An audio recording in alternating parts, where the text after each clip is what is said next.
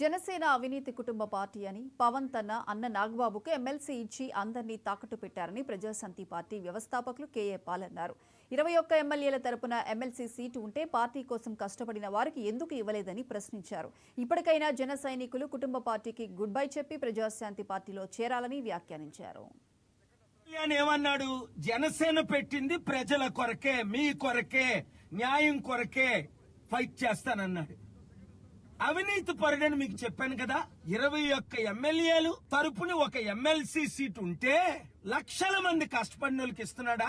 కోట్ల రూపాయలు ఖర్చు పెట్టిన నాయకులకు ఇస్తున్నాడా? ఇది కేవలం అవినీతి కుటుంబ పార్టీ అని చెప్పాను. ఇప్పుడు వాళ్ళ అన్న అయిన నాగబాబుకి హైదరాబాద్ లో ఉన్న యాక్టర్కి తీసుకొచ్చి మనలందరినీ తాకట పెడుతున్నాడు. జన సైనికులారా, ఆయన మారడు, మీరు మారొద్దా?